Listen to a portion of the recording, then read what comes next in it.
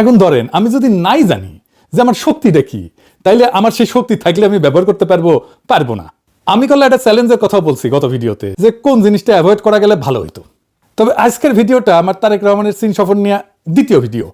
আরো কিছু ভিডিও করতে হবে, কারণ চীনের সাথে সম্পর্কটাকে আমাদেরকে খুব গভীরভাবে বুঝে দেখতে হবে, জানতে হবে এর মধ্যে প্রবলেমগুলো কি। আমরা ক্রিটিক্যালি দেখার চেষ্টা করতেছি আসলে আমাদের কতখানি লাভ হইলো, আমাদের চীনের সাথে সম্পর্কের ক্ষেত্রে চ্যালেঞ্জগুলো কি। এটা নিয়ে একদম শেষে, এই ভিডিও শেষে আলোচনা করব। এইখানে বিরোধী দলের ভূমিকা রাখার জায়গা ছিল, কারণ চীনের সাথে কূটনৈতিক সম্পর্ক এত ডেলিকেট, এত সূক্ষ্ম, এইটা ম্যানেজ করে চলাটা খুব কঠিন একটা কাজ। ব্যক্তিগতভাবে ধরেন সাবেক কমিউনিস্ট হিসেবে চীনের যে কোনো সাফল্যে আমি খুশি হব। চীন আরো সমৃদ্ধি লাভ করুক, আমি সেটাই চাইবো। চীন যদি ভিন্ন জাতির লোকদের নাগরিকত্ব দিত, আমি আবেদন করতাম। কলে সত্যি সত্যি একটা কমিউনিস্ট দেশের নাগরিক হওয়া তো আমার জন্য স্বপ্নের মতো। কিন্তু রাষ্ট্র হিসাবে বাংলাদেশের জন্য বিষয়টা এত সোজা না, আবেগের বিষয় না। আমার জন্য যেমন আবেগের বিষয়, রাষ্ট্র বাংলাদেশের জন্য আবেগের বিষয় না। এমন ভাবে চীন বাংলাদেশের সম্পর্ককে প্রজেক্ট করা হইতেছে যেন চীন আমাদের ইন্ডিয়ার কবল থেকে রক্ষা করবে। আমাদের কেল্লা ফত হয়ে গেছে। বিশেষ কইরা শি জিনপিং এই সফরের শেষে কইছে যে বাংলাদেশে যে কোনো বিদেশি হস্তক্ষেপ প্রত্যাখ্যান করবে চীন। অনেকে দেখলাম লাভাইতেছে এটা শুনে, ভাবতেছে এইবার চীন ইন্ডিয়ারে বইরা দেবে। হ্যাঁ জি না ভাই, এত সোজা না সবকিছু। কূটনীতি আর ইতিহাসের ভাষা না বুঝে চিল্লাইলে মার্কেট পাওয়া যাবে না। চিল্লাই মার্কেট পাওয়া যাবে, বুঝলে বুঝপাতা, না বুঝলে বুঝছা। এই যুক্তিহীন আবেগ ভ্রান্তই না, এটা মহাবিপজ্জনক।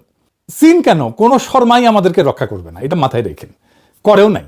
হাসিনার আমলে সবাই হাসিনারে তেলি দিয়ে গেছে। ইতিহাস বুঝা, ডিপ্লোমেসির ভাষা বুঝা, আমাদের জাতীয় স্বার্থ বুঝা, তার ভিত্তিতে প্রত্যাশাকে সাজাইতে হবে। চীন কি আমাদের ইন্ডিয়ার হাত থেকে রক্ষা করার জন্য এই কথা কইছে যে বাংলাদেশে যে কোনো বিদেশি হস্তক্ষেপ প্রত্যাখ্যান করবে চীন? আসেন সেটা একটু বুঝে দেখি। সার্বভৌমত্বের সমর্থন আর আভ্যন্তরীণ রাজনীতিতে হস্তক্ষেপ না করা আলাদা কোনো সৌজন্য না চীনের জন্য, এটা চীনের একটা আনুষ্ঠানিক কোডিফাইড কূটনৈতিক ডক্ট্রিন। পঞ্চনীতি, গত এপিসোডে কইছিলাম আপনাদের পঞ্চনীতি আলাপ করব। 5 প্রিন্সিপালস অফ পিসফুল কোএক্সিস্টেন্স। এই শব্দগুলোর পেছনে একটা 70 বছরের রাষ্ট্রীয় কাঠামো চিন্তাধারা আছে, একটা ডক্ট্রিন আছে। আমি গত ভিডিওতে বলছিলাম যে এটা ব্যাখ্যা করব। 5টা নীতি, এই পঞ্চনীতিটা কি এটা একটু স্পষ্ট করে বলি। আক্ষরিক অর্থে শান্তিপূর্ণ সহাবস্থানের 5 নীতি। নীতিগুলা হইল: 1, পারস্পরিক সার্বভৌমত্ব এবং ভূখণ্ডগত অখণ্ডতার প্রতি সম্মান।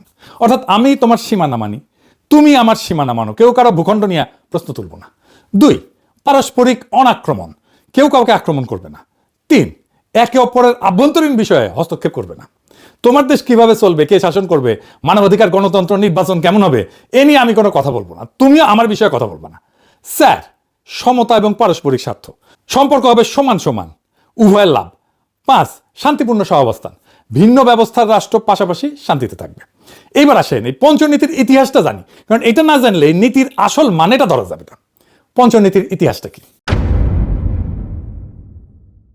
এই 5 নীতি চীন প্রথম আনুষ্ঠানিকভাবে ঘোষণা করে 1954 সালে 29 এপ্রিল ইন্ডিয়ার সঙ্গে তিব্বত নিয়ে একটা চুক্তির প্রস্তাবনায়। চুক্তির নাম ছিল agreement on trade and intercourse between Tibet reason and India. তারপরে সেই বছর জুনে চৌ এন লাই ইন্ডিয়া এবং বার্মা সফর করে নেহেরুর সাথে যৌথ বিবৃতিতে এটাকে শুধু দ্বিপাক্ষিক না, গোটা এশিয়ার সম্পর্কের কাঠামো হিসেবে ঘোষণা করেন। এই অন্যের রাষ্ট্রে হস্তক্ষেপ না করার সুন্দর নীতির আড়ালে আসল লেনদেন কি ছিল তাইলে? তিব্বত। চুক্তির মূল বিষয় ছিল ভারতকে দিয়ে তিব্বতের উপরে চীনের সার্বভৌমত্ব মানায় নেওয়া। অর্থাৎ তোমার আভ্যন্তরীণ বিষয় আমি নাক গলাবো না।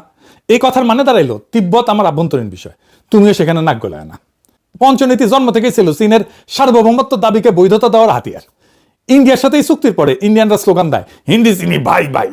স্লোগান যাদের সঙ্গে, সেই ইন্ডিয়ার সঙ্গে মাত্র 8 বছর পরে 1962 সালে চীন যুদ্ধে জড়ায় যায়। চুক্তির মেয়াদ ছিল 8 বছর, 62তে সেটা নবায়ন হয়নি, আর সেই বছরই ইন্ডিয়ার সাথে যুদ্ধ শুরু হয়ে যায় চীনের। অর্থাৎ যে নীতি শান্তিপূর্ণ সহাবস্থানের নামে লেখা, তার আদি অংশীদারের সঙ্গে চীন সহাবস্থান করতে পারেনি। এটাই প্রমাণ পঞ্চনীতি সম্পর্কের কোনো গ্যারান্টি না। বোঝা গেছে এই নীতি চীনের জন্য আসলে কি কাজ করে? বাইরে থেকে এটা শোনায় উদার, সম্মানজনক, ছোট রাষ্ট্রের পক্ষে, কিন্তু ভেতরে একটা কৌশলগত যুক্তি আছে। একটা পরাশক্তির মুখে হস্তক্ষেপ, আভ্যন্তরীণ রাজনীতিতে হস্তক্ষেপ না করার মানে আসলে 2টা জিনিস বোঝায়। একদিকে এটা চীনকে রক্ষা কবচ দেয়। চীন যখন বলে আভ্যন্তরীণ বিষয় কেউ নাক গলাবে না, তখন সে আসলে নিজের জিনজিয়াং, তিব্বত, হংকং, তাইওয়ান নিয়ে পশ্চিমা সমালোচনার দরজা বন্ধ করে দেয়। অন্য রাষ্ট্রে হস্তক্ষেপ এখানে চীনের নিজের জন্য একটা ঢাল, অন্যদিকে ছোট রাষ্ট্রের জন্য এটা প্রলোভন। হাসিনার সাথে চীন এভাবে ডিল করছে। পশ্চিম যখন বাংলাদেশে হাসিনাকে মানবাধিকার, নির্বাচন, সুশাসন নিয়ে শর্ত দিছিল, চাপ দিছে, তখন চীন বলে তোমার ঘরের ব্যাপার তোমার, আমি টেকা দিব, প্রশ্ন করবো না। একটা চাপের মুখে থাকা সরকারের কাছে এর চেয়ে ভীষণ স্বস্তিদায়ক জিনিস আর কি হইতে পারে। কিন্তু এই স্বস্তির দাম আছে, বিনিময়ে আপনাকে চীনের সার্বভৌমত্বের সংজ্ঞা মানতে হবে।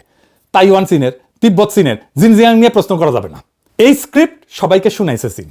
1954-তে নেহেরুকে শুনাইছে, 1960-এর দশকে পাকিস্তানকে শুনাইছে, 2001-2002 সালে খালেদা জিয়াকে শুনাইছে, 2024-এ হাসিনাকে শুনাইছে, 2025-এ প্রফেসর ইউনূসকে শুনাইছে, আর 2026-এ তারেক রহমানকে শুনাইছে। সরকার বদলায়, দল বদলায়, আদর্শ বদলায়, চীনের বাক্যটা কিন্তু বদলায় না। বাংলাদেশ যখন ভাবছে চীন তাকে বিশেষ সম্মান দিতেছে, আসলে সে একটা স্ট্যান্ডার্ড কূটনৈতিক ডক্ট্রিনের সর্বশেষ শ্রোতা মাত্র। সার্বভৌমত্বের সমর্থন কোনো ব্যক্তিগত প্রতিশ্রুতি না, এটা পঞ্চনীতি নামের একটা 70 বছরের ফর্মুলা, যা চীন প্রত্যেকটা ছোট প্রতিবেশীকে শুনাইছে, ভবিষ্যতেও শোনা যাবে। আর যে কথা সবাইকে বলা হয় সেটা প্রতিশ্রুতি না, এটা নীতি। নীতি সুবিধা মতো প্রয়োগ করা হয়। 1962-তে ইন্ডিয়ার সাথে, 1779-তে ভিয়েতনামের সঙ্গে চীন নিজেই এটা ভাঙছে। এই জিনিসটা মাথায় রেখেন। পাকিস্তানের সাথে চীনের দারুণ সম্পর্ক। 1971-এ পাকিস্তানের উপরে আক্রমণ করলো ইন্ডিয়া, পাকিস্তানকে ব্যাঙ্গার 2 টুকরা করে দিল। চীন আগাইলো, কিছু করছে? করে নাই। আমেরিকা করছে? কিছু করে নাই। কূটনৈতিক সমর্থন দিছে, সামরিক সাহায্য দিছে, কিন্তু প্রত্যক্ষভাবে এই কনফ্লিক্টে যুক্ত হয় নাই। পাকিস্তানিরা কিন্তু মনে করছিল চাইনিজদের সেনা পাঠাবে। টাঙ্গাইলে যখন ইন্ডিয়ান প্যারাট্রুপাররা নামতেছিল, তখন পাকিস্তানিরা মনে করছিল চাইনিজ সোলজার এসেছে, লবডঙ্কা। সেই সময় পাকিস্তান কিসিঞ্জারের সাহায্যে আমেরিকার ওয়াল স্ট্রিটের সাথে চায়নার সম্পর্ক তৈরি করতেছিল।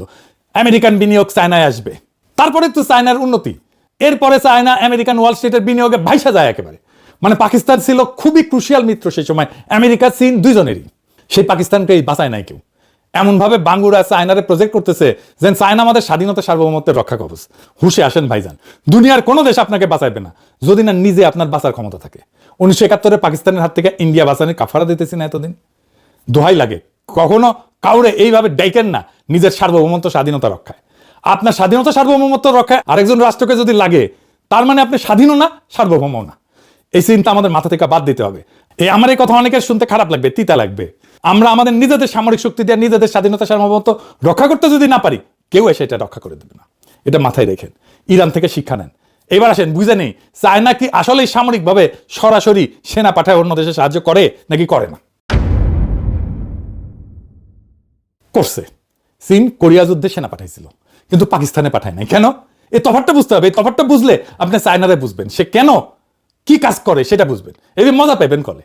চীন তখনই সরাসরি যুদ্ধ নামে যখন সেই যুদ্ধে সরাসরি নিজের নিরাপত্তা স্বার্থ জড়িত। কোরিয়ায় চীন কেন নামছিল? আদর্শিক ভ্রাতৃত্বের জন্য না।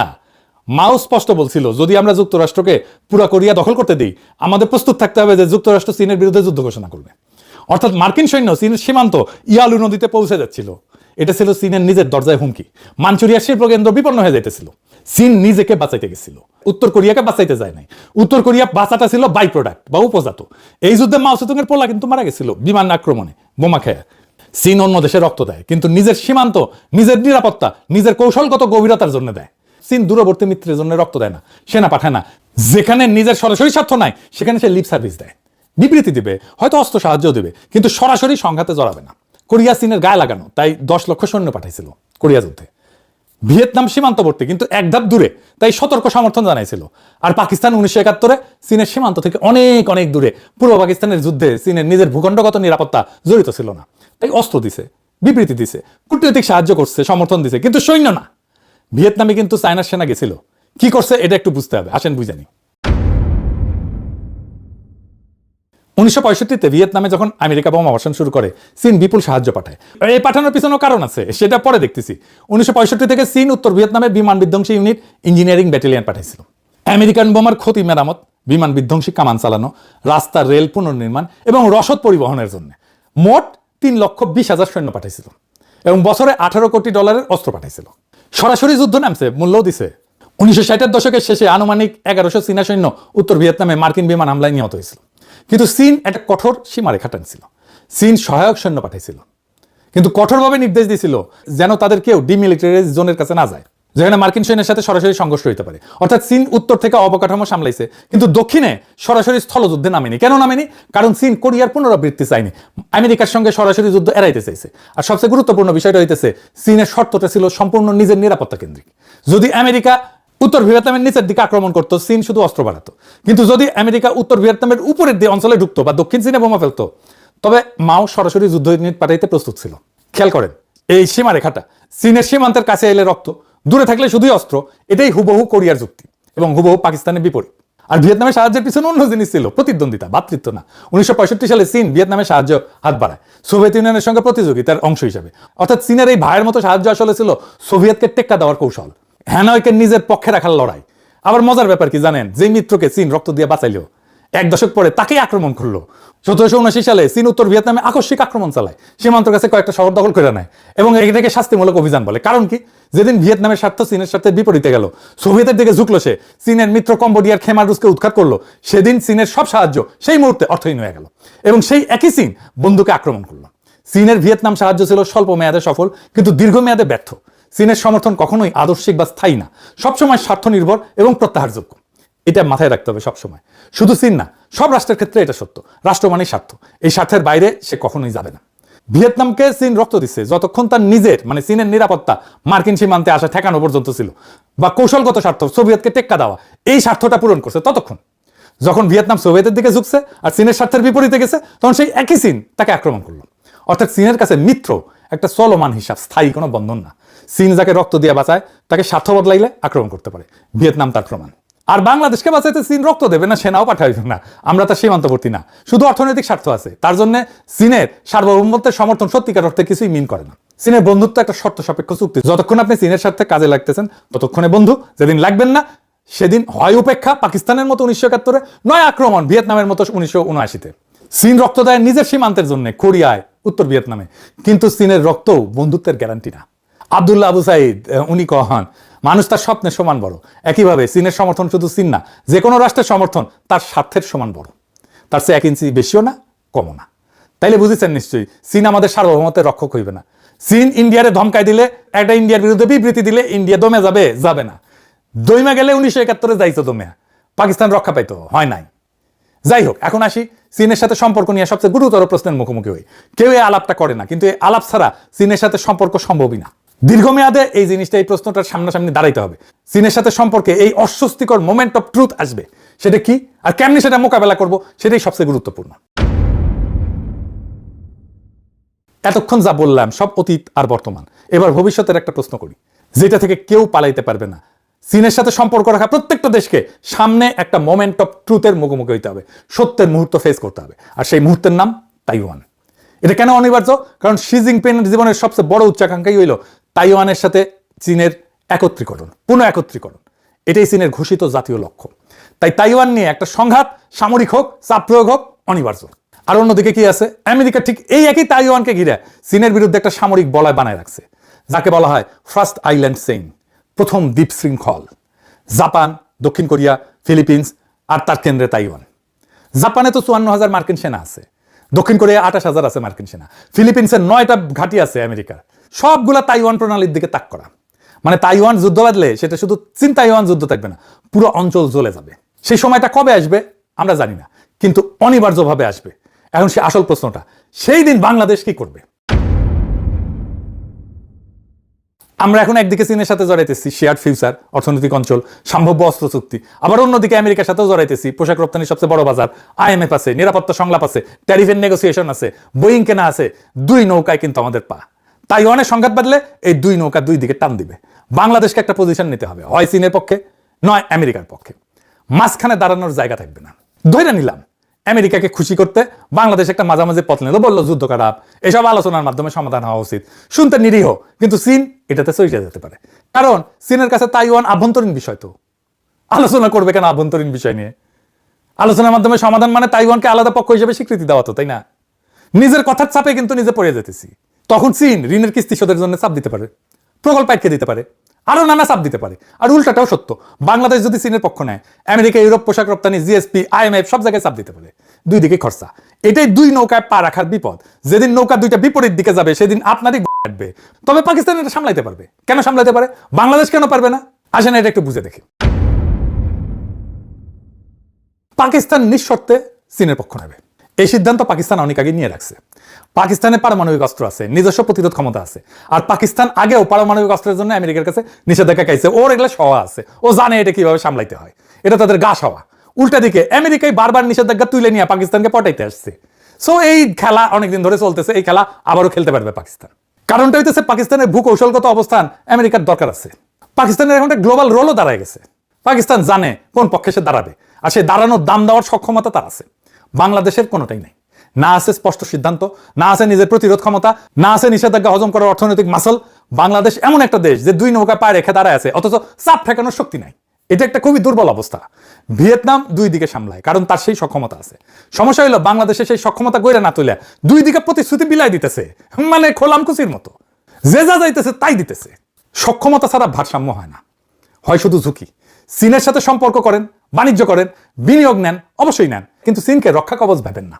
ইতিহাস বুঝা, ডিপ্লোমেসির ভাষা বুঝা, নিজের জাতীয় স্বার্থ বুঝা তার ভিত্তিতে প্রত্যাশাকে সাজান। আগামী এপিসোড চীনের সাথে বাণিজ্য সম্ভাবনা নিয়ে, বিনিয়োগ নিয়ে আলাপ করব। চীনের সাথে অনেক আলাপ হইতেছে, অনেক প্রকল্প হইতেছে, এইগুলো নিয়ে আলাপ করব। ফাইনালি আসেন আমরা ভাবি কিভাবে আমরা কোনো দিকে একেবারে না ঝুইকা বাংলাদেশের সর্বোচ্চ স্বার্থ রক্ষা করতে পারি। ওইখানেই আমাদের কাজ করতে হবে। জনগণকে কোনো ভুল বার্তা দেওয়া যাবে না, সেটা যতই মিঠা হোক, শুনতে যতই ভালো লাগুক, যতই চমকপ্রদ হোক, যতই জনপ্রিয় হোক, এমন কোনো প্রতিশ্রুতি দেওয়া যাবে না যার কোনো বাস্তব ভিত্তি নাই। তাইলে 1971-এ পাকিস্তান যেমন মারা খাইছিল, আমরা আবার সেই মারা খাবো। এক নেড়া যেন 2 বার বেলতলায় না যায়। বাংলাদেশের মানুষের শুধু স্বার্থ রক্ষাই যথেষ্ট না, বাংলাদেশের মানুষের আজাদিও দরকার। ইনকিলাব জিন্দাবাদ, আজাদি জিন্দাবাদ।